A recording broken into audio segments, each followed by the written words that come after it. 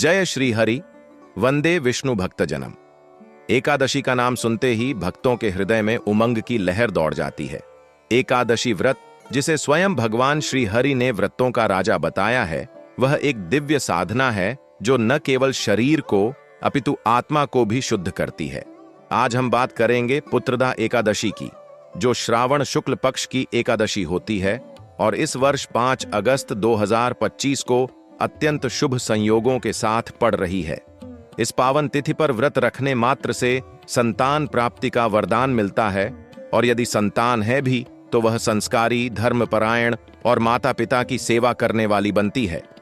भक्तों, वास्तु ज्ञान चैनल पर आज हम न केवल पुत्रदा एकादशी की महिमा जानेंगे, बल्कि इस दिन व्रत में क्या खाना चाहिए और क्या नहीं, यह भी विस्तार से समझेंगे। साथ ही एक विशेष बात बताएंगे कि इस दिन एक चीज जरूर खा लेनी चाहिए, जिससे धन, संतान और सुख की वर्षा होती है। यह रहस्य, यह परंपरा, यह अनमोल ज्ञान आपको शायद कहीं और न मिले, इसलिए इस वीडियो को अंत तक जरूर देखें और साथ ही चैनल को सब्सक्राइब करके श्री हरि के इस ज्ञान को जन जन तक पहुंचाएं। तो भक्तों, पुत्रदा एकादशी का क्या अर्थ है? पुत्र यानी संतान और दा यानी देने वाली। यह वह दिन है जब माता विष्णु भक्त संतान सुख की प्राप्ति हेतु उपवास करते हैं। विशेष रूप से जिन दंपतियों को संतान नहीं हो रही होती या संतान होते हुए भी असहयोगी और अशांत होती है, उनके लिए यह व्रत वरदान साबित होता है। लेकिन केवल व्रत रख लेने से ही फल नहीं मिलता।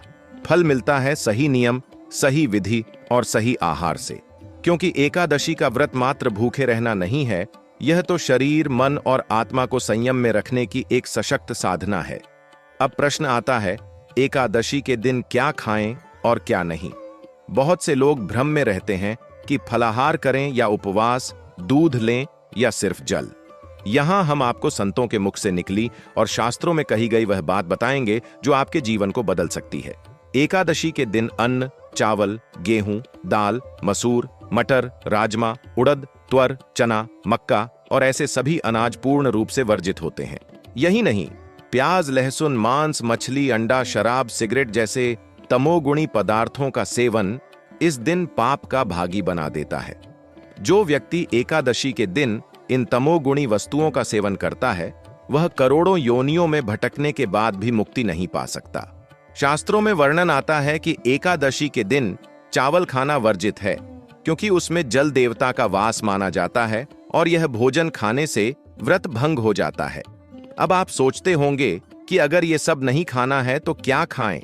तो सुनिए, एकादशी व्रत के दिन आप फल, दूध, सूखे मेवे, सिंघाड़े का आटा, साबूदाना, राजगिरा, शकरकंद, लौकी, कद्दू, खीरा आदि का सेवन कर सकते हैं।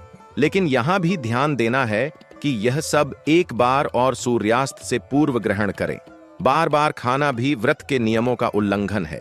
अब आता है आज के विषय का सबसे महत्वपूर्ण भाग, वह एक चीज जिसे पुत्रदा एकादशी के दिन जरूर खा लेना चाहिए। यह कोई सामान्य वस्तु नहीं है, यह एक दिव्य फल है जिसे शास्त्रों में पुण्य फल कहा गया है। यह चीज है श्रीफल अर्थात नारियल। लेकिन यहां हम सूखा नारियल नहीं, बल्कि ताजा पानी वाला नारियल यानी जल नारियल की बात कर रहे हैं। प्राचीन ग्रंथों और संतों की वाणी में बार बार कहा गया है कि जो भक्त पुत्रदा एकादशी के दिन उपवास रखकर भगवान विष्णु को जल नारियल अर्पित करता है और उसी प्रसाद रूप में उसका थोड़ा सा जल व गूदा ग्रहण करता है, उसके जीवन में दुर्भाग्य टिक नहीं सकता। नारियल का महत्व आप समझिए। यह एकादशी के दिन केवल प्रसाद नहीं होता, यह ब्रह्मा, विष्णु और महेश तीनों का सम्मिलित आशीर्वाद होता है। इसके ऊपर की बाहरी भूरे केशरूपी जटा भगवान शिव का स्वरूप है, सफेद कठोर खोल श्री विष्णु का तेज है और भीतर का जल और गूदा ब्रह्मा की रचनात्मक ऊर्जा का प्रतीक है। जब कोई भक्त एकादशी के दिन नारियल को भगवान विष्णु को अर्पण करके स्वयं उसे प्रसाद रूप में ग्रहण करता है, तो मानो तीनों देवता उसके जीवन की रक्षा करते हैं। संतों ने कहा है, यदि पुत्रदा एकादशी को नारियल जल पिया जाए तो संतान दोष समाप्त होता है, और यदि किसी को संतान सुख की आवश्यकता नहीं है, फिर भी यह जल ग्रहण करने से उसके जीवन में लक्ष्मी, स्वास्थ्य और मानसिक शांति आती है। इसलिए आज से ही तय कर लें कि इस 5 अगस्त को जब आप पुत्रदा एकादशी का व्रत रखें तो एक ताजा जल नारियल लें, उसमें भगवान श्री विष्णु का स्मरण करते हुए उसे अर्पण करें।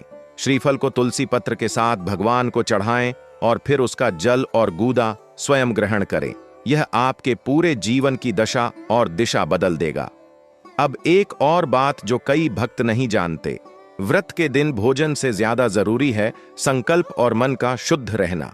इसलिए एकादशी के दिन गुस्सा, झूठ, बुरा विचार और परनिंदा से बचना आवश्यक है। जितना आप शुद्ध रहेंगे उतना ही व्रत का पुण्य आपके जीवन में प्रभावी होगा। आपने ध्यान दिया होगा कि एकादशी के दिन मंदिरों में तुलसी और श्रीफल का विशेष महत्व होता है। तुलसी दल भगवान विष्णु को सर्वाधिक प्रिय है और श्रीफल उनकी कृपा का प्रतीक। इस दिन सुबह स्नान करके भगवान का पूजन करें, घर में गंगा जल का छिड़काव करें, घी का दीपक जलाएं, श्री विष्णु सहस्त्र नाम का पाठ करें या फिर AUM नमो भगवते वासुदेवाय मंत्र का 108 बार जप करें। पूजा के अंत में तुलसी और नारियल श्रीहरि को चढ़ाकर वही वस्तु अपने लिए ग्रहण करें। भक्तों, वास्तु ज्ञान चैनल आपसे यही कहता है कि जब आप ऐसे दिव्य अवसरों पर सही तरीके से व्रत और नियमों का पालन करते हैं तभी उसका पूर्ण फल प्राप्त होता है। इस वीडियो को यहीं विराम नहीं देंगे। अगले भाग में बताएंगे पुत्रदा एकादशी की पौराणिक कथा, दिन भर की संपूर्ण व्रत विधि, कौन लोग रखें और कौन न रखें, साथ ही कुछ विशेष संकेत जो भगवान श्रीहरि इस दिन आपके जीवन में देने वाले हैं। तो जुड़े रहिए हमारे चैनल वास्तु ज्ञान से, जहां सनातन धर्म का सार, पुरातन ऋषियों की वाणी और आधुनिक जीवन की समस्या का समाधान सब कुछ संत शैली में सरल और सटीक रूप में मिलता है। संतों ने कहा है कि हर एकादशी का कोई न कोई गुप्त रहस्य होता है, कोई गूढ़ संदेश होता है, कोई विशेष कृपा का द्वार उस दिन खुलता है। पुत्रदा एकादशी के विषय में जो कथा पुराणों में वर्णित है वह न केवल अत्यंत भावनात्मक है बल्कि हमें सिखाती है कि जीवन में कठिनाई कैसी भी हो, अगर श्रद्धा और विश्वास हो तो भगवान स्वयं आकर समाधान देते हैं। तो भक्तों, आइए अब सुनते हैं उस दिव्य कथा को जो श्रावण शुक्ल एकादशी यानी पुत्रदा एकादशी से जुड़ी है। भविष्य पुराण में उल्लेख आता है कि भद्रावती नगरी में महिष्मत नामक राजा राज्य करता था। उसकी रानी का नाम चंद्रभद्रा था। राजा बड़ा धर्मात्मा था, प्रजा पर न्याय करता था, लेकिन एक ही चिंता उसके मन को दिन रात खाए जाती थी, वह यह कि उसके कोई संतान नहीं थी। वह नित्य देवताओं की पूजा करता, दान पुण्य करता, आशियों की सेवा करता, पर संतान सुख से वंचित था। एक दिन उसने राशियों से प्रश्न किया, हे मुनिगण, मैंने कौन सा ऐसा कर्म किया है जिससे मुझे यह संतान का अभाव झेलना पड़ रहा है?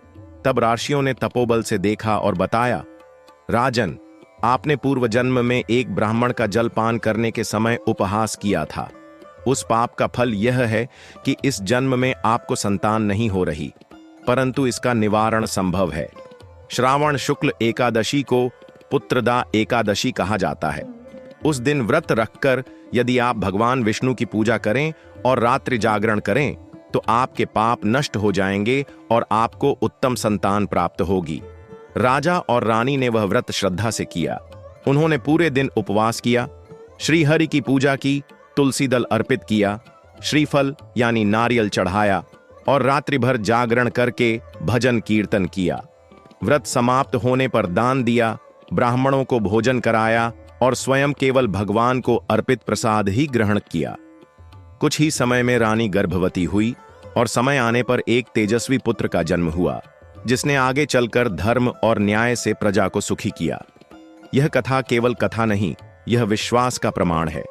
पुत्रदा एकादशी आज भी उतनी ही प्रभावशाली है जितनी सतयुग में थी।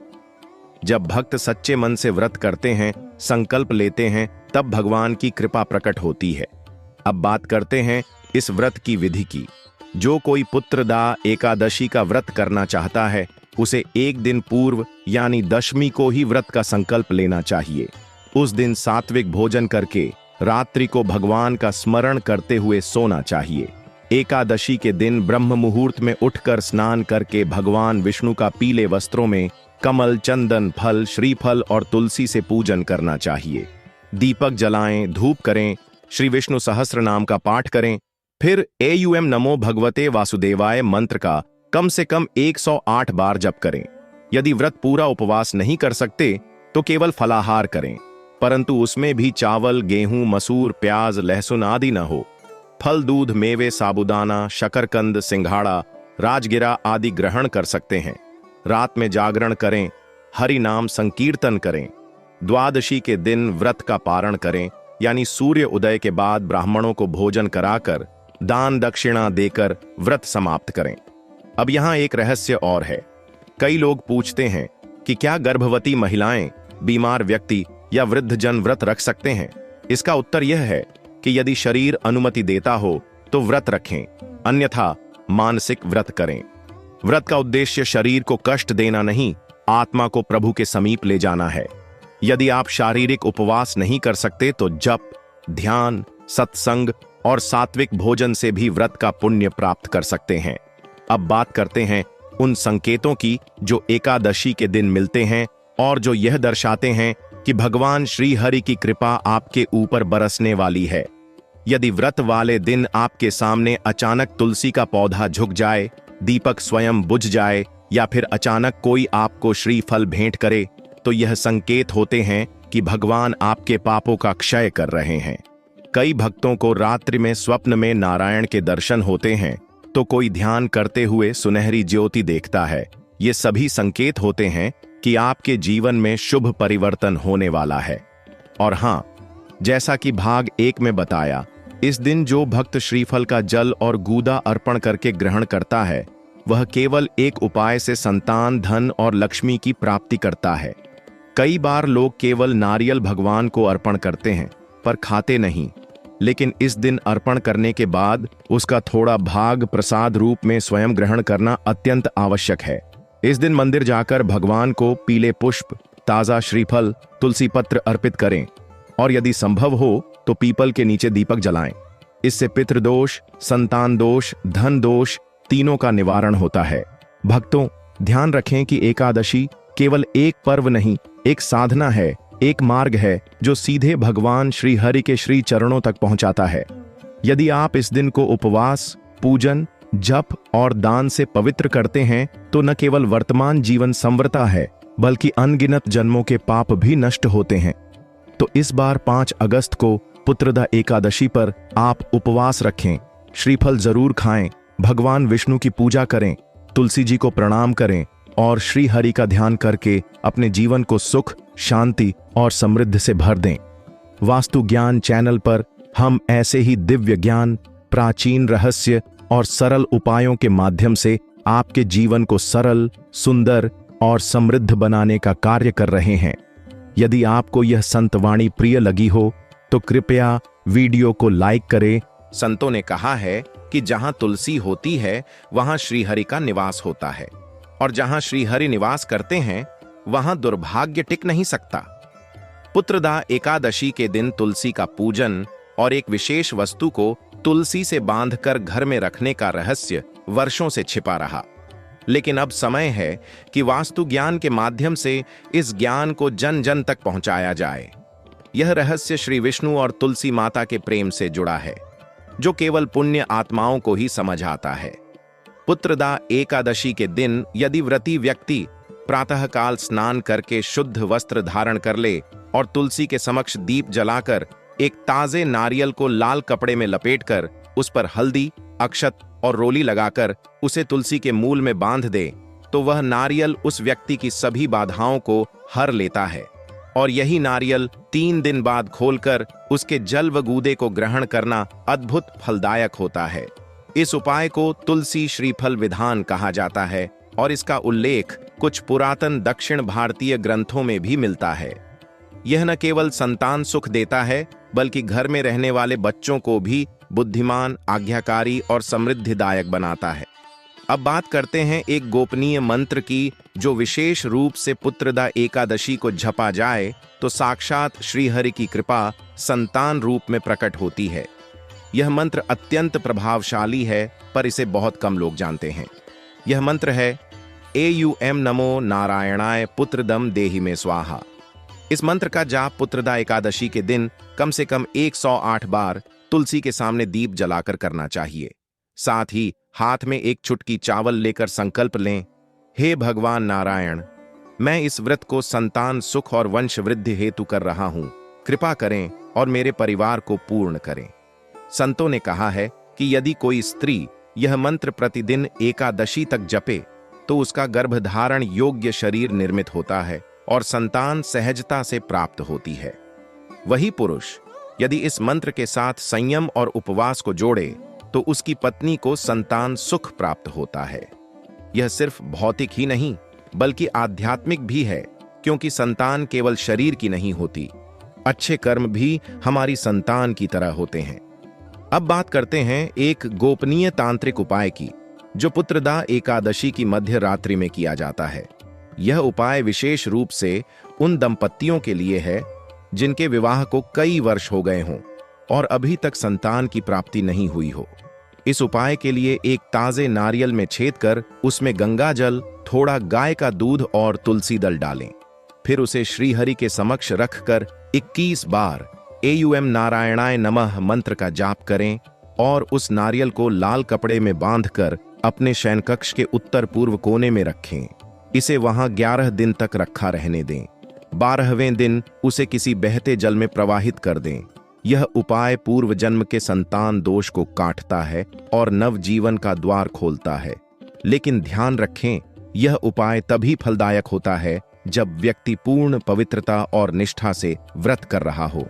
एकादशी व्रत के दिन ब्रह्मचर्य का पालन अत्यंत अनिवार्य है। किसी भी प्रकार की अशुद्ध विचारधारा, काम भावना या कलह का प्रवेश उस दिन व्रत के फल को नष्ट कर देता है। यदि पति पत्नी दोनों एक साथ व्रत करें और सामूहिक रूप से तुलसी के समक्ष दीपक जलाकर संतान प्राप्ति की प्रार्थना करें तो उनके घर में आने वाला बच्चा दिव्य गुणों से युक्त होता है। पुत्रदा एकादशी के दिन एक विशेष बात और याद रखनी चाहिए कि इस दिन तुलसी पत्र को तोड़ना वर्जित होता है। यदि आपको तुलसी पत्र चाहिए तो एक दिन पहले ही उसे तोड़ लें और उसे जल में रखकर सुरक्षित रखें। एकादशी के दिन उसे भगवान को चढ़ाएं। तुलसी माता की पत्ती तोड़ना इस दिन पाप माना गया है, क्योंकि इस दिन तुलसी स्वयं व्रत में लीन होती हैं और विष्णु के ध्यान में मग्न होती हैं। अब बात करते हैं इस दिन आने वाले संकेतों की। यदि पुत्रदा एकादशी के दिन आपको अनायास ही कोई भिक्षुक नारियल मांग ले तो उसे श्रीफल देकर तुरंत दान करें। यह संकेत होता है कि ईश्वर आपके घर का पाप हरने किसी रूप में आए हैं। अगर इस दिन कोई गाय आपके दरवाजे पर आ जाए या कोई महिला तुलसी के समीप बैठी दिखाई दे तो जान लीजिए कि देवी लक्ष्मी आपके द्वार आई हैं। उन्हें जल और प्रसाद देकर सम्मान पूर्वक विदा करें। वास्तुशास्त्र के अनुसार यदि पुत्रदा एकादशी के दिन रात में शंख बजाया जाए और एयुएम विष्णवे नमः का जप करके तुलसी पर जल चढ़ाया जाए तो घर में से वंश बाधा, कुल दोष और आर्थिक संकट स्वतः समाप्त होने लगते हैं। यह क्रिया यदि कम से कम 5 एकादशी तक लगातार की जाए तो भगवान विष्णु की ऐसी कृपा होती है जो जन्म जन्मांतरों के पापों को हर लेती है। तो भक्तों, इस 5 अगस्त को आप केवल एक व्रत न समझें, इसे भगवान विष्णु के सामने अपने जीवन का पुनः आरंभ समझें। श्रीफल अर्पित करें, तुलसी से जुड़ा उपाय करें, मंत्र जाप करें और उस विशेष श्रीफल का प्रसाद रूप में सेवन अवश्य करें। यह न केवल पुत्रदा एकादशी का सार है बल्कि आपके जीवन में आने वाले चमत्कारी परिवर्तन का आरंभ बिंदु भी है। वास्तु ज्ञान चैनल पर हम आपके लिए सनातन धर्म की उन गहराइयों को उजागर करते हैं जो केवल पुस्तकों तक सीमित रह गई थीं। आज इस दिव्य व्रत पर आपसे आग्रह है कि यह वीडियो अधिक से अधिक लोगों तक पहुंचाएं। अपने जीवन में संतान, सुख, धन, वैभव या मोक्ष जो भी चाहें, एकादशी वह द्वार है जहां से हर मंजिल की शुरुआत होती है। चैनल को सब्सक्राइब करके ऐसे दुर्लभ और प्रभावशाली ज्ञान से जुड़े रहें और कमेंट में लिखना न भूलें, जय श्री हरि, जय तुलसी माता। जब जीवन में संकट गहराता है, जब वर्षों की तपस्या के बाद भी संतान का सुख प्राप्त न हो, जब घर में बार बार गर्भपात हो जाए, जब संतान बीमार और दुर्भाग्यशाली हो, तब पुत्रदा एकादशी वह दिव्य व्रत है जो इन सब अंधकारों को हरने का सामर्थ्य रखता है।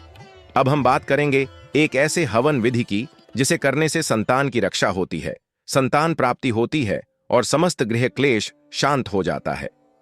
पुत्रदा एकादशी की रात्रि में या द्वादशी प्रातः काल सूर्योदय से पूर्व यदि हवन किया जाए तो उसका फल अनंत गुणित होता है। इस हवन में विशेष रूप से आम की लकड़ी, गुग्गुल, लोबान, तुलसी दल, गाय का घी, बेलपत्र और नारियल का टुकड़ा प्रयोग किया जाता है। अग्नि प्रज्वलन के बाद जब आप आहुतियां दें तो यह विशेष मंत्र बोले, एयूएम ह्रीं श्रीं क्लीं पुत्र प्रदाय नारायणाय स्वाहा। यह मंत्र संतान प्राप्ति, संतान वृद्धि और संतान रक्षण का परम सिद्ध मंत्र है। कुल 11, 21 या 51 आहुतियां दें। हर आहुति में गाय के घी की कुछ बूंदें डालें और साथ में तुलसी दल जरूर अर्पित करें। यदि आपके घर में कोई बच्चा बार बार बीमार होता है तो उसकी कुंडली के दोष भी इस हवन से शांत हो जाते हैं। अब बात करते हैं एक अत्यंत दुर्लभ संतान रक्षण तिलक की विधि की, जिसे एकादशी रात्रि को तैयार कर द्वादशी के दिन बच्चों को लगाया जाए तो वे नजर दोष, काली शक्तियों और दुर्भाग्य से मुक्त हो जाते हैं। यह तिलक बनाने हेतु तुलसी पत्र को पीसकर उसका रस निकालें, उसमें थोड़ा सा गाय का घी, चंदन और केसर मिलाकर एक चूर्ण तैयार करें। इस मिश्रण को एक साफ मिट्टी के पात्र में रखें और रात भर भगवान विष्णु के चरणों में रखें। द्वादशी को बच्चों के ललाट पर ऊर्ध्व तिलक के रूप में लगाएं और श्रीफल का जल चटाएं। यह उपाय शिशुओं और बालकों के लिए अत्यंत शुभ फल देने वाला होता है। अब बात करते हैं पुत्रदा एकादशी की रात्रि जागरण की विधि की। अधिकतर लोग सोचते हैं कि जागरण केवल जागते रहने का नाम है, परंतु ऐसा नहीं है। जागरण एक सजीव तप है। इस रात में शरीर भले थक जाए पर आत्मा नहीं सोती। आप चाहें तो अकेले बैठकर श्री हरि विष्णु सहस्र नाम, विष्णु अष्टोत्तर शतनाम या नारायण कवच का पाठ करें। यदि परिवार में सभी सदस्य साथ बैठ जाएं तो सामूहिक हरि नाम संकीर्तन करें। रात्रि में दीपक जलता रहे, तुलसी के समक्ष घी का दीप अवश्य हो और शंख ध्वनि करते रहें। इससे वातावरण से सभी नकारात्मक शक्तियां दूर रहती हैं। पुत्रदा एकादशी की रात्रि में यदि कोई भक्त 11 बार एयूएम नमो भगवते वासुदेवाय जपते हुए तुलसी के चारों ओर परिक्रमा करे तो उसके सभी पूर्व जन्मों के संतान दोष शांत हो जाते हैं। और यदि कोई इस परिक्रमा के अंत में भगवान श्री विष्णु से यह प्रार्थना करे, हे जनार्दन, मुझे जीवन का वह सुख दीजिए जिससे मेरा परिवार धर्मयुक्त, प्रेम युक्त और शांति युक्त बने, तो उसे केवल संतान ही नहीं बल्कि संत तुल्य संतान की प्राप्ति होती है। अब कुछ आम प्रश्नों के उत्तर जिन्हें हमारे बहुत से दर्शकों ने वास्तु ज्ञान चैनल पर पूछ रखा है। पहला प्रश्न, क्या गर्भवती महिला व्रत रख सकती है? उत्तर, यदि उसका स्वास्थ्य अनुमति देता है तो फलाहार व्रत रखें, परंतु पूर्ण उपवास न करें। नियमित मंत्र जाप, पूजा और तुलसी सेवा अवश्य करें। दूसरा प्रश्न, क्या पुत्रदा एकादशी केवल संतान प्राप्ति के लिए होती है? उत्तर, नहीं, यह व्रत उन सभी के लिए है जो वंश वृद्धि, गृह शांति, कुल परंपरा और लक्ष्मीवास की इच्छा रखते हैं। यह व्रत केवल संतान के लिए नहीं, संपूर्ण सुख समृद्धि का द्वार है। तीसरा प्रश्न, अगर व्रत में चूक हो जाए, जैसे कुछ खा लिया या नींद आ गई तो? उत्तर, भगवान हरि भक्त वत्सल हैं।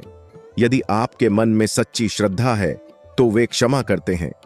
अगली एकादशी में अधिक श्रद्धा से पूजा करें और न भूलें कि व्रत केवल शरीर का नहीं, मन और आत्मा का संयम है। चौथा प्रश्न, क्या यह व्रत केवल विवाहित व्यक्ति रख सकते हैं? उत्तर, नहीं, यह व्रत ब्रह्मचारी, तपस्वी, स्त्रियां, पुरुष, वृद्ध, युवा कोई भी रख सकता है।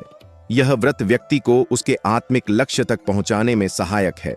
अगर कोई संतान नहीं भी चाहता तो भी यह व्रत उसे आत्मिक बल और परम कृपा प्रदान करता है। भक्तों, आप अब तक समझ ही गए होंगे कि 5 अगस्त की पुत्रदा एकादशी केवल एक तिथि नहीं बल्कि एक अवसर है भगवान श्रीहरि को प्रसन्न करने का, अपने जीवन के दोषों को मिटाने का और अपने भावी वंश के लिए पुण्य संचित करने का। तो इस पावन दिन पर व्रत रखें, श्रीफल को प्रसाद रूप में ग्रहण करें, तुलसी से जुड़ा उपाय करें, रात में श्रीहरि का जागरण करें और यदि संभव हो तो संतान रक्षा हेतु तिलक और हवन भी करें। इन सभी क्रियाओं से न केवल आपका वर्तमान जीवन बल्कि भविष्य भी संवर जाएगा। वास्तु ज्ञान चैनल आप सभी सनातनी श्रद्धालुओं को यह दिव्य ज्ञान प्रदान करने हेतु कटिबद्ध है। हम केवल उपाय नहीं, बल्कि जीवन को धर्म और दर्शन से जोड़ने का संकल्प लेकर चल रहे हैं। यदि आपको यह 4 भागों की श्रृंखला उपयोगी लगी हो, तो कृपया इस वीडियो को अपने परिवार, मित्रों और धर्म प्रेमी जनों के साथ साझा करें। कमेंट में जय श्री हरि और जय तुलसी माता लिखें और चैनल को सब्सक्राइब करके जुड़े रहें। अब अगले वीडियो में हम लेकर आएंगे 5 अगस्त पुत्रदा एकादशी के दिन गाय को खिला दें ये एक चीज, कंगाल भी करोड़पति बन जाएगा। एक ऐसा विषय जो केवल भाग्य नहीं, आपकी किस्मत की चाबी है। तो मिलते हैं अगले दिव्य विषय के साथ, तब तक स्मरण करते रहें AUM नमो भगवते वासुदेवाय। भक्तों, वीडियो जो उपाय आपको वो आप जरूर करें, फिर देखें चमत्कार कैसे होता है। आपको पुत्र प्राप्ति हो जाएगी और आपके संकट दूर हो जाएगा। दोस्तों, आपकी तरक्की भी होने लगेंगी। भक्तों, आप वीडियो को लाइक जरूर करें और हां, वीडियो के कमेंट बॉक्स में जय माता लक्ष्मी, जय भगवान विष्णु, जय भगवान की मिलेंगे आपको एक और नई वीडियो में। भक्तों, जब तक के सभी भक्तों से राम राम, जय श्री कृष्णा, राधे राधे।